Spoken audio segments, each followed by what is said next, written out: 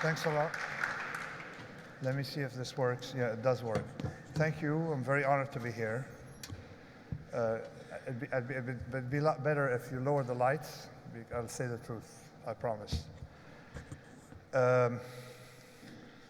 Okay, so this is great.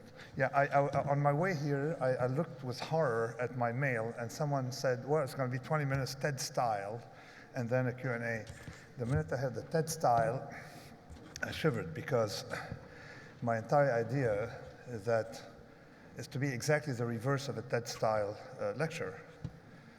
And this is sort of part of the idea of anti-fragility. If someone dances on a stage for you and tries to make himself clear, you're not going to pay attention, and you're not going to engage, you're not going to make an effort. And the entire idea of anti-fragile is that overcompensation. You make an effort, you get a lot more.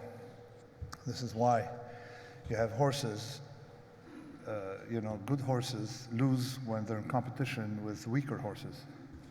So this is why I'm against, the putting too much of the show business in these discussions, aside from the fact, of course, the ancients discovered it, that a philosopher should not speak like a mountebank. So I'm going to try to be much less intelligible than you'd like me to be, okay? And for your sake, of course. And you're going to do the work. Okay, so it's going to be more complicated than the usual talks. So this book, Anti-Fragile, is about a lot of things. Part of it about risk, part of it about decision-making under uncertainty, and part of it about ethics. And of course, the part about risk is about fragility. So it's 3 books in one. Why? And I made it long for 2 reasons. Number 1, I don't like books on one single topic, and 2, I hate book tours. So if you do 3 books, and here the Penguin people brought me over here, I just came in from New York. Jet lag, a lot of coffee, and then you can have insomnia because you drink too much coffee. You get the idea. So, and then the other thing is that I wanted to write this book, and you'll see why, for you to make an effort reading it, because I don't leave any stone unturned, and it's not, I don't want it to be exactly like a textbook, have the linearity and smoothness of a textbook. And let me show you why. What is more attractive to you of these two, the one on the left or the one on the right? So I guess unless, you've seen, you have trees. There are a lot of trees here in London. Okay. So the one on the right is more attractive, okay? And effectively, it's much more pleasant to look at trees than to look at something like this than to look at a wall or a highway or an airport or one of these modern structures built by architects to impress other architects. No? Okay. So why? What's the difference between these two? Can someone, just propose a major factor? Sorry? No, yeah, close. You have more dimension to the right. We're not made to live in an environment of low dimension. More variations, more dimension. This is nature. This is what you're made to look at. And actually, old buildings are high in dimension. Everything new is smooth, Euclidean, and low in dimension. And we'll see how this relates to my point about anti-fragile, and perhaps with some comment about happiness that we heard earlier, that I don't think I'm here to live a happy life. We're here to have dimension, which is variation, okay? So this is point 1. If you like number 2 over number 1, it means you like dimension, okay? Variation, you like randomness to some extent. They're all part of the same family. Now, you recognize this object here, commonly known as a coffee cup, okay? It took me 20 years to figure out, this is a combination of jet lag and technology. It took me 20 years to figure out something quite central to me, is that this cup is fragile, all right? And I know it may sound trivial, but the good thing about taking 20 years to figure out that central point, that the coffee cup or teacup for you guys would be fragile is that I was an option trader. And as an option trader, what we studied was structures that liked or disliked volatility and variability. And it hit me that the reason this was fragile was because it did not like variability. You see, if there's an earthquake, I don't know if you have earthquakes in London, I'm not predicting, all right, but should there be one, this coffee cup would not benefit from it, no? So here we have a definition of fragility that doesn't exist in the literature as something that doesn't like volatility. And you can map, if something doesn't like volatility, we can do a lot of things. We can map it in a certain way. This is a payoff if something does like volatility, more downside than upside. It's not going to benefit from an earthquake. This is something that is robust. And the opposite of something that is fragile wouldn't be the robust to hail, because these don't really care, sort of like the Brooklyn Bridge or someone from Brooklyn. They don't really care, all right? So it would be something that benefits from random events. So here we can view the world in 3 different categories. This category doesn't like volatility. This one doesn't really care. And this one, random events can harm, but just a little bit, but will help usually, all right? Which brings me to my central point. So it took me, again, 21 years to get to this point. You see these slides went very fast. To get to the point that all these things have in common, one thing in common is they affect the coffee cup the same way. Every object that is fragile is harmed by all of these. And what I call anti-fragile is what is what likes all of these, what benefits from all of these in one. The error, variability, uncertainty, and complete knowledge, all these things. And as an option trader, we know about packages that gain from disorder. So let me continue and map to something else, nonlinearity. And you see exactly what I mean, why all these things link together, and then we can talk, and then I'll sit down with Rory. And it's normally 10 minutes, but we can spend 20 if you want, all right? You know, possession is 9/10 of the law. But now, so let's focus on this. Why is something fragile? Everything fragile has to have a nonlinear response. If I'm fragile to earthquakes, I have to be nonlinear to earthquakes. How many earthquakes are there a year under 2 on the Richter scale, in your opinion? Close to 4 million. That's what we can count, detect. So if the coffee cup were linear to earthquakes, everything fragile around us would have blown up. But things are not linear. So look at this graph, event size versus harm. And think of jumping. I don't know if you're into jumping, but I know London is a strange place. People survive crazy stuff. But let's say you jump 10 meters. What would happen to you? Bye-bye, no? 10 meters, okay. So you jump 10 meters, you die. But what if you jump 10 times 1 meter? What would happen to you? You do okay, no? You may even develop muscles, no? Okay. So you jump 100 times 1 centimeter, same thing. 1,000 times 1 millimeter. If it were otherwise, if you were not linear, if you were linear to harm, you wouldn't exist. You would have been harmed by cumulative, just walking to work, that stressor would have killed you. So you have to be nonlinear to harm. Everything that exists today is nonlinear to harm. This is my point. What is nonlinear to harm doesn't like volatility. What is nonlinear to harm, concave, accelerating harm, is fragile. This is the same point, that shocks bring it higher and higher. And this is the theorem, all right, so you don't care. And let me explain why everything fragile is what suffers from second-order effects, okay? Say many of you have grandmothers or have had grandmothers or know someone who had a grandmother or something like that, okay, all right. So you have a grandmother. What's the ideal temperature for grandmother? 70 degrees, no? Okay, so you have an information that the grandmother, yours or your cousins, spend 48 hours in 70-degree Fahrenheit, that is, okay? Like something like, whatever. What is it, 20 something? Okay. 70 degrees Fahrenheit, spend X number of hours. You're happy for the grandmother, no? Okay, that's first order information. Now, under nonlinearities, you've got to worry about second order information. Now, second piece of information is she spent the first 24 hours at a temperature of 0 degrees, and the second one at a temperature of 140 degrees, for a total of, for an average of 70 degrees. What do you think you're going to have?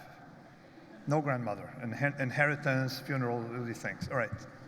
So this is why the fragile doesn't like nonlinearity. Second order effects hurt the fragile. You see? And everything fragile, by theorem, we got it, is that what doesn't like that. To me, this is the only important thing I've done in my life. Everything else is sort of like, you know, my grandmother would have told me, you see. This is what I think, the central point, is that nonlinearities are fragility, and everything is in the nonlinear.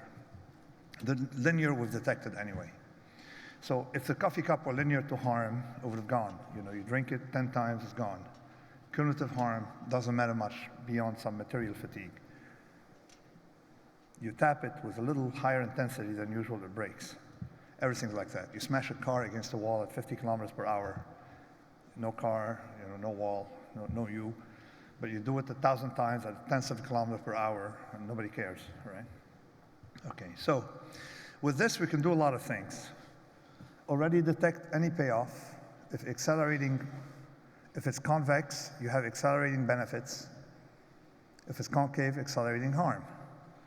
And with this, we can do a lot of things. Take the one up top. Say in finance, a drop in the market of 10%, you lose £1 million. A rise in the market of 10%, you make £5 million. You see, it means you can afford to have volatility in the long run. It's going to benefit you. If you make more when you're right, then you're harmed when you're wrong. In the long run, volatility benefits you. You are convex to volatility, right? And effectively, businesses that have survived are businesses that recycle error or volatility or harm into gains. You've heard of this industry, pharma? Okay. About anything you have in the market today is an accident. They don't tell you that, they don't know it, they think, they sort of know it, but they don't say it. That it's a side effect of a drug that they've introduced, and that side effect takes over and becomes, if it's beneficial, a new drug. I guess you've heard of Viagra. All right, it was not meant to improve the lifestyles of people who, who should be, in a nursing home. All right, so it's not meant. It was started as a headache, as a hypertension medicine. So you have this is an error. You're in a business that if you make a mistake, it can be beneficial. This is a convex thing. Tinkering, trial and error, has this attribute. Okay, so far, I've explained two things. The first one is that what is fragile doesn't like nonlinearities. Hence, what is anti-fragile is what likes nonlinearity. Second order effects hurt you in one case, benefit you in the other one. And the second point is that all fragility is second order effect. It has to be that way. For, under structure, the random structure of the environment, everything that has survived has to have these properties. If I were linear to harm, pound per square feet, per square inch, I would die, in a few hours, okay, just from my weight. So there's a category then, called anti-fragile that benefit from these things. So this is the two statements. And of course, if you're anti-fragile, you do a lot better in an environment, where that's highly unpredictable. You don't have to predict. In fact, you can easily compute that I'd rather be anti-fragile, in other words, benefit from randomness, and dumb than fragile and intelligent, or just intelligent, period. You need at least 1,000 IQ points to match a researcher who's doing trial and error. Trial and error is that activity that benefits from errors. Errors are small and gains are large. And of course, within the category of anti-fragile, you're anti-fragile up to some point with respect to some source of randomness or stressor, is your human body. You need, stress. And there's a mistake done in literature of assuming that we are machines to protect. You see? We're not machines, we're not, I call it confusing the cat for a washing machine. Incidentally, this book is written in a way to prevent any reviewer from skimming it, just because no title corresponds to what's inside. So with the chapter, the essential chapter is mistaking the cat for a washing machine. A cat or a human body, everything organic communicates with the environment via stressors. And actually, it needs stressor to get better. Whereas everything engineered, this microphone, as we saw, doesn't get better when I beat on it. Except in some cases called stochastic resonance and stuff like this, very few cases. So typically, the engineered doesn't want stressors, the non-engineered wants stressors. Can someone tell me when I'm short of time? Okay, I can't see. All right, anyway. So how much more do I have? How long? I'm not seeing the 4 minutes. Okay, 4 minutes means 7. Okay, so this is what I'm trying to discuss. Okay, and let's go back now to two topics. The first one, what I showed you early on. If you're convex, I'd rather have 50% today and 150% tomorrow, rather than 100% of doses each day. Medicine didn't get the point explicitly. They got it here and there, didn't get it that you like volatility. They figured out that lung ventilators, for example, work better if you change the dose. Instead of giving an average dose, they're discovering now that we need randomness in our lives, and Alzheimer and as well as spate of diseases, especially diabetes, come from too steady feeding. You'd rather eat very little today and a lot tomorrow than steady feeding. So inject randomness in our lives. And so when someone talks to me about happiness, I have the same reasoning. I don't understand the notion of happiness. Comfort, happiness, all these things, modern constructs that are not part of the, if you don't read about it in either 7 of the essayists, take Cicero, the most commonly known, Seneca, also commonly known, or you don't read about it in Lucian, for example, stuff. It means it's a concept that's invented by modernity. Comfort is there to harm us. You don't have enough variation. You have a repetitive stress injury. You see? We're made for variation. We're not made to be happy all the time. And I don't know if you've tasted water after crossing the Sahara Desert, but believe me, if you go through episodes of thirst, there's no liquid in the world that money can buy that will taste better than a drop of water, all right? So this is what I mean by anti-fragile. There's a whole dimension to life that modernity is making us blind to. And hopefully we'll talk about it now. And mistaking the cat for a washing machine is a big problem because your government, there's a fellow, what's his name? One prime minister, the one, Gordon Brown, who said he wants no more boom and bust. Well, it's like if you give him nature, he would eliminate the seasons. And you know what happens when you eliminate the seasons. If you take forests and you don't have forest fires, flammable material accumulates. And so we have stability of the forest except blow-ups. If you have constant volatility in something, constant variation, just like your body, if you have constant stressors, then you're much more robust to large variations, and vice versa. And they didn't get it. They don't get the point. Even now they're starting to get it.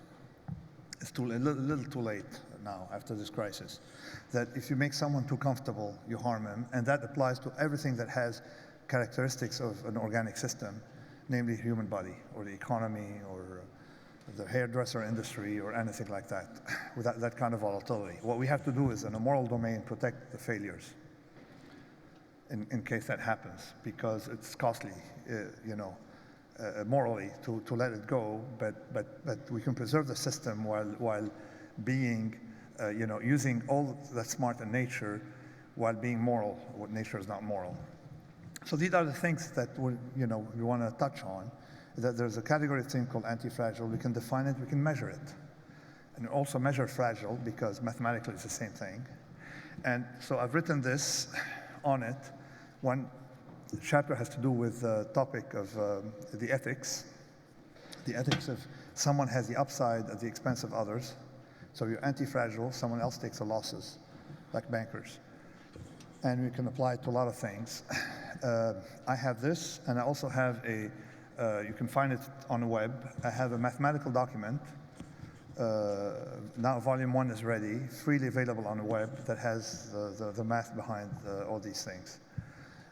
So thank you for listening to me, and hopefully we'll have a conversation. Thanks.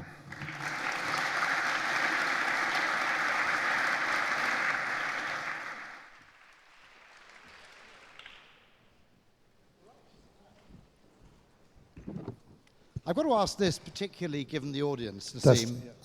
I think you said there's one physical material that seems to have the property of anti-fragility. Is this right? Yes. You can find it. Actually, there are more than one now. I'm discovering, but there's one at least. We couldn't find anything that was not natural and organic except for small nanofibers that get stronger when harmed. And since then, I think there's another category, glass. They call it something glass that has this property of getting stronger from harm. I just had to ask the question for the audience. Is it possible to write software in a way that's anti-fragile? I suppose you could argue that nature has already done so. Yeah, we are the way evolution in a way is, what is evolution? It has two aspects. There's of course a Darwinian aspect, okay, of fittest and stuff like that. And the selection. But think of evolution, forget this, and let's apply something a lot in a different domain where you have DNA replication errors. Yes. Okay? Where you have a certain rate of replication errors. These replication errors, like drug discoveries, a certain rate is very healthy. Yes. A too high a rate, and you don't conserve the benefits that you've gained from before.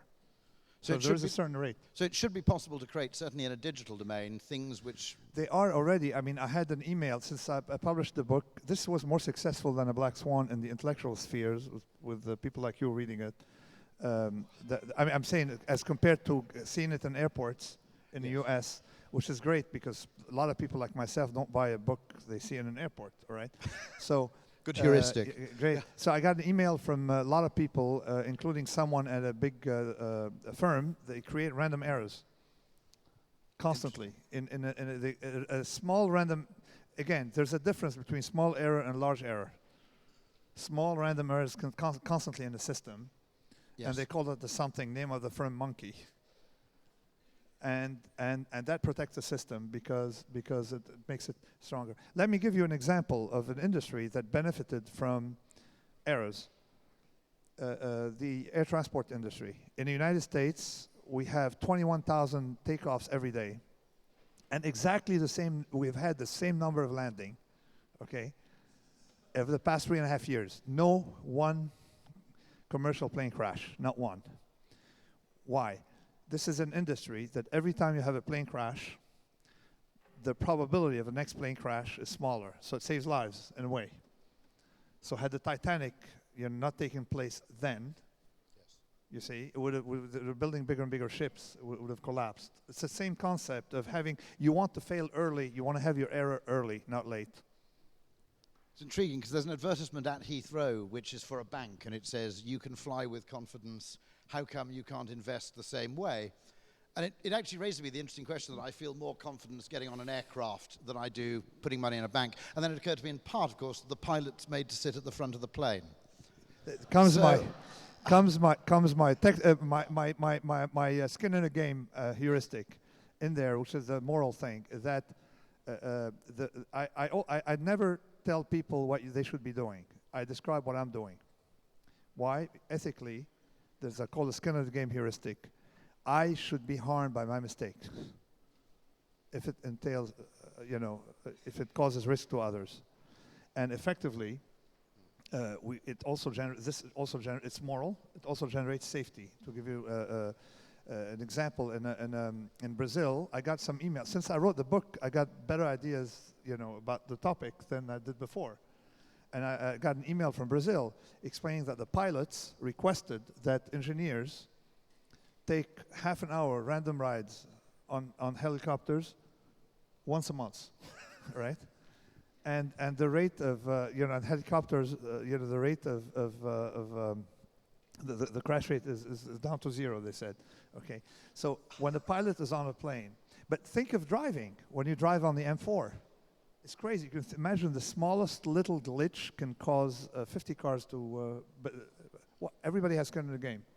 Interesting. It occurred to me the other day, actually, you posted this on Facebook, that if someone were to create just 50 or 100 indestructible cars, where in other words, if you crashed into something else, you suffered no damage, the whole trust of motoring would basically disappear. That actually the reason we don't respond to road rage by reversing into the person behind is because it will damage our own car. Maybe not proportionately or fairly, but there will be at least some skin that, that no one can crash without suffering some disadvantage to themselves. This is great, yes, because I drive on a highway with a Mini, all right? I have a Mini. I couldn't get smaller. Now they're smaller, all right? I drive on a highway with a Mini, and trucks treat me as if I didn't exist. Yeah. So because they're not harmed at all by, it's just an insurance problem, not, there's no possible harm to them from me. Yes. Which is why I try not, the highways without, where trucks are not loud. But big trucks are a big, danger to me.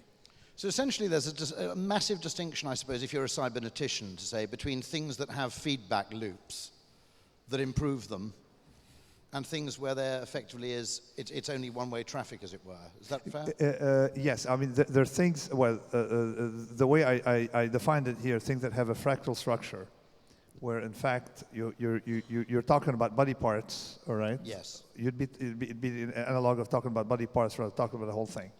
Where you have a so-called complex system that's not well defined yet, but some characteristics are defined, among which this one. So it strikes me as immensely important, because there must be large areas, you've mentioned this, that we've always assumed, no one I think in this entire room has ever thought of questioning that when a doctor gives you a dose of, say, antibiotics or some other treatment, that the best way to take that dose is at regular intervals and an identical dose each day. And what you're suggesting is quite a lot of things would benefit massively from variation. Yeah, and this you can test very easily by finding the second derivative. If it's convex, then you have to do it. But there are a lot of stuff in medicine they don't understand about convexity. And let me give you one example. Yeah. If you take statin drug, or if you take the statin number, I'm jet lagged, I don't have it in my mind. I know the blood pressure, okay?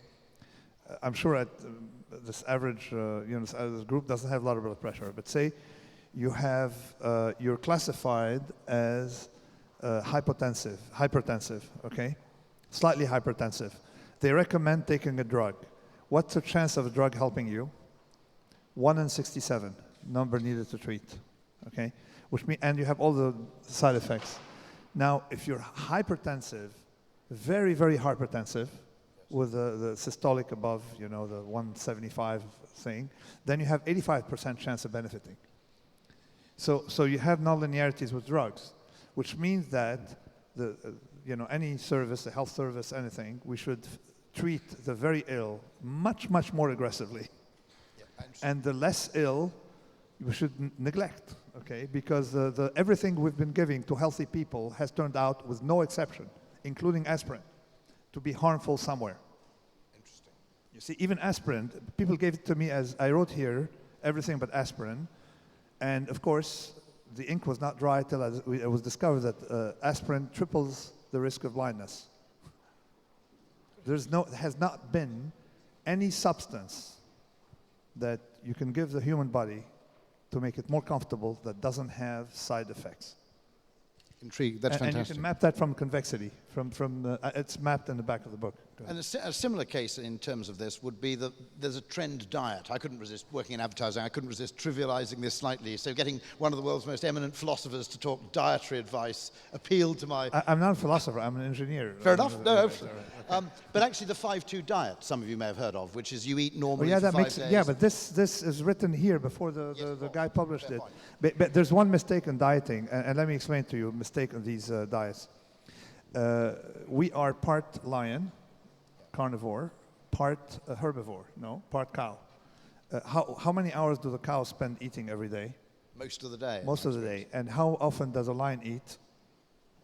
The male lions, I suppose actually both of them, probably what, once every couple of days? Well, a couple of, I mean, in lumps. You get the protein in lumps. So we are not, if we are omnivore, it's not by accident. It means that the environment, you have to look at statistical properties of the environment. You see?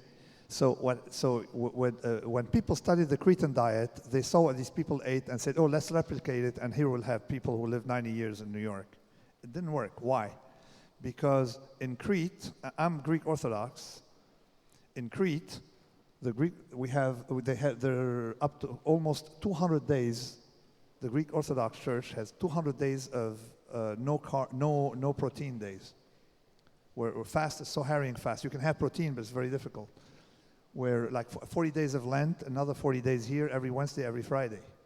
Okay? So I went through 40 days of Lent, okay, where I had no protein. So what happened is that if you deprive yourself of something, and then you get it, you see? The second order effect is what missed in these studies. You know, they looked at Cretans and said these guys live longer, aside from genetics and stuff like that that they seem to have controlled for. They didn't control the second order effect. That graph there of Jensen's inequality.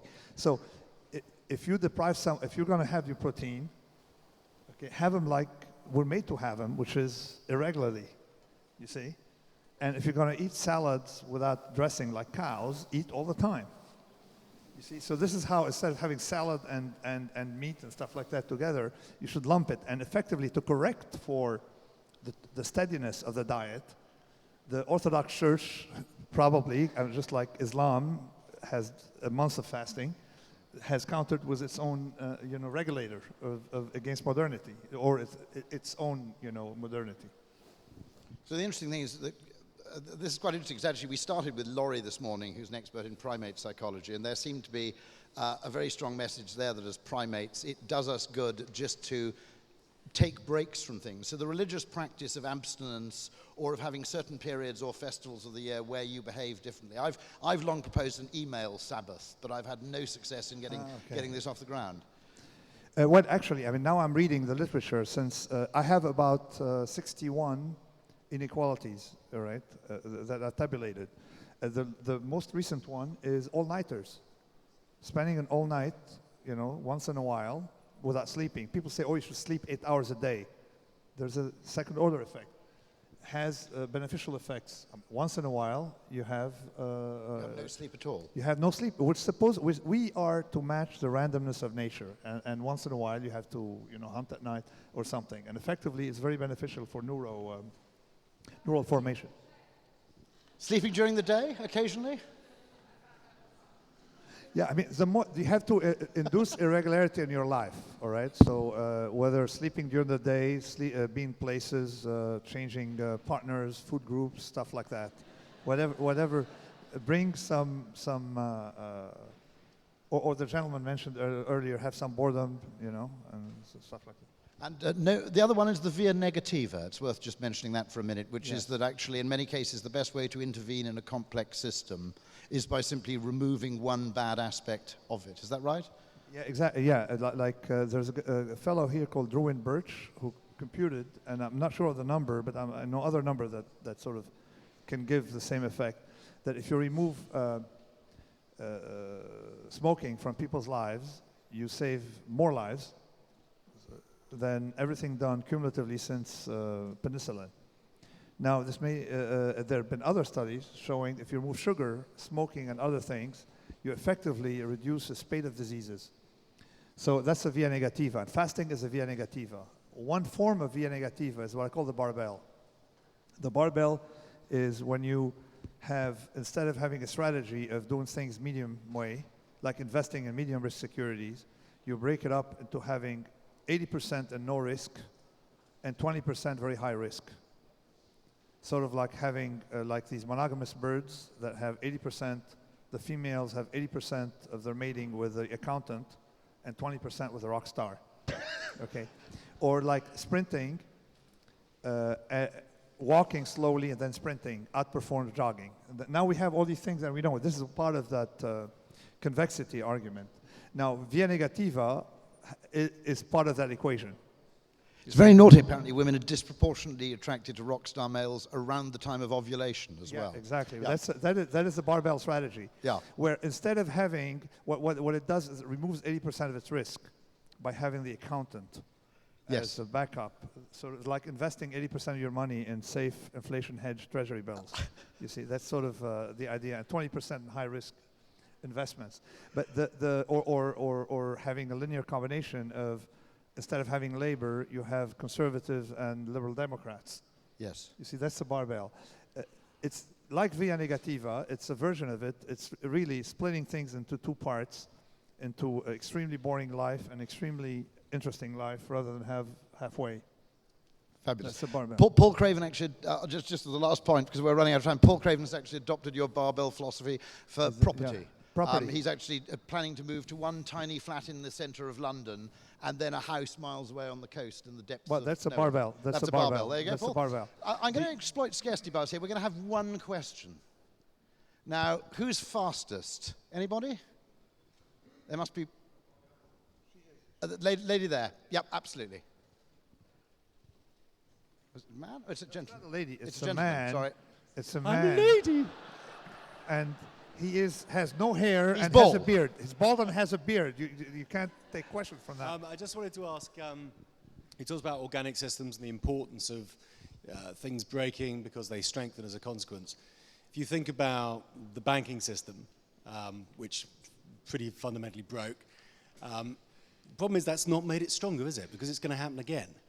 So what happens when the system doesn't learn? Because that's surely the respect in which it's not an organic system, because it actually doesn't have the capability to learn from the error. Okay, he's talking about the banking system. Yes. We didn't hear very well, but No, I heard banking. But given that I have an allergy to bankers, I immediately detect faster than others. But the banking system, what happened is that the mistakes were made, and mistakes were made by people trying to fix it. Okay, literally almost all governments except for Iceland. What is the problem? If you bail out a company, you're, number one, penalizing others who are not bailed out. You're bailing out companies, not individual, all right? The restaurant in Brooklyn, a restaurant owner, all right, gets no compensation, but if you're a big bank, you get bailed out, and you made more money than before. But think about it. In a complex system, things need to break early. Okay, so you can do it again. Like you want, in California, they say fail early, so you can fail 7 times. All right? Fail fast, they say. Yes. Fail early, fail fast. So a natural system has this property. The other thing that I talk about fractal is that in your body, you know, in your body, if you starve yourself, you have within your system, you know, you're not one. You have multitudes. Okay, you have layers. So the cells that are weakest get, if you don't eat protein, you have autophagy. You get cannibalized. So it cleans up some cancer cells. Okay, that's one of the arguments in favor of your guy's thing, yeah. And that low protein. So what happened is that you're breaking things in your body to fix the system. So the stability of something at the top depends on the fragility of the things at the bottom. That's nature. If no organism in nature is immortal, if we had such an organism, it would have dragged us down all of us. You see? Interesting. So this is, everything is by layers. The restaurant business is healthy thanks to the fragility of every restaurant. No restaurant is protected by the government from failing. All we have to do is bail out individuals to reestablish moral, I mean, from, because of the moral obligation we have. Yes. So not to make it Darwinistic to the full. So this is the problem of banking. We're bailing out the strong. And the problem is today, we know that, as I said, every plane crash, every bridge collapsing makes the probability of such an event happening again anywhere on the planet much lower. So you see, every bank crash, what would the bank crashing today do to the probability of another bank crashing tomorrow? Increase it. Monstrously, yeah. Right? So it's not a healthy system. And the previous government, the labor, they protected. I mean, there's one thing I have in my allergy to socialism, because it looks like socialism is a misnomer for capitalism for the friends. That's what's for the cronyism, capital for the friends.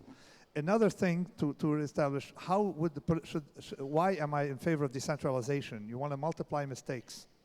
So you always have mistakes every day at a low level, you see? If you centralized, you'd have what we had in America, 2 big mistakes in a decade.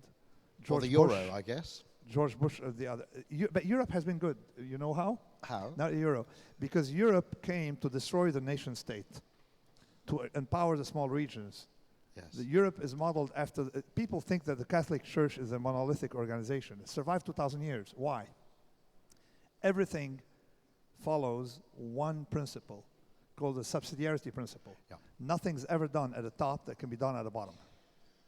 And as an organization, it's very successful, all right? Better than any nation state. The only, nation state that was close was Venice 1,000 years, all right? A city-state. So the thing is the same concept is you want a lot of local failures in the system to protect you from generalized failure by maximum decentralization. And here you have skin in the game because bureaucrats in Whitehall don't really understand what's going on locally because they're not part of it. They're not on a plane, so to speak. No. But if you're in a community, you feel shame. You see? Fabulous. Thank you.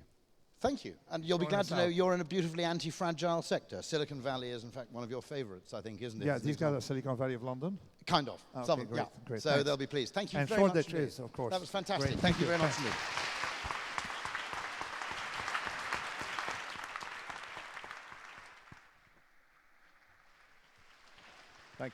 Thank you so much, Rory and Nassim. That was absolutely amazing. Folks, we just have 10 minutes then for our break.